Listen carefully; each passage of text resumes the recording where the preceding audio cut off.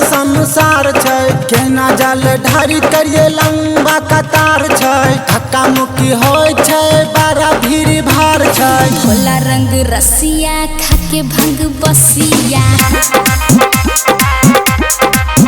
अरे दर्शन दै छै करे छै तपस्या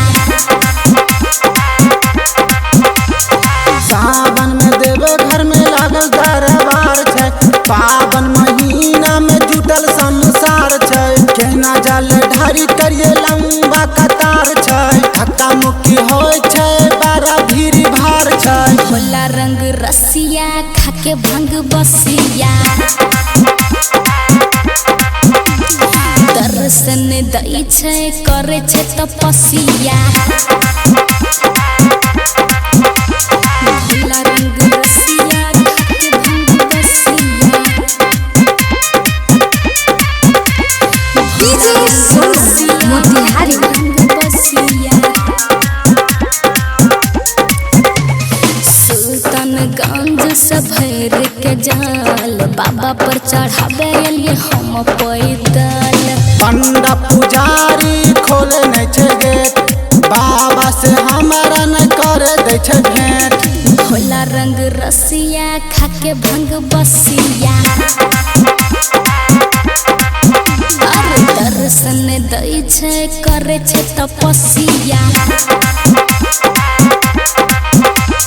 सुल्तानगंज से भर के जाल बाबा पर चढ़ावे लिए हम पैदल पंडा पुजारी खोले नहीं छै गेट बाबा से हमारा न करे दै छै भेंट भोला रंग रसिया खाके भंग बसिया दर्शन दै छै करे छै तपस्या भोला रंग रसिया खाके भंग बसिया डीजे सोसी मोतिहारी भंग बसिया आस मची श्रद्धा पूरा दहो बाबा दर्शन दके जियारा जुड़ा दहो बाबा छै सोमवारी जल ढारी लेबै बिगड़ल छै भगिया सुधारी लेबै भोला रंग रसिया खाके भंग बसिया दर्शन दै छै करे छै तपस्या आस मची श्रद्धा पूरा दहो बाबा दर्शन दके जियारा जुड़ा दहो बाबा छै सोमवारी जल ढारी लेबै बिगड़ल छै भगिया सुधारी लेबै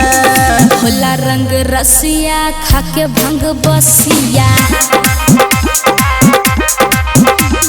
दर्शन दै छै करे छै तपस्या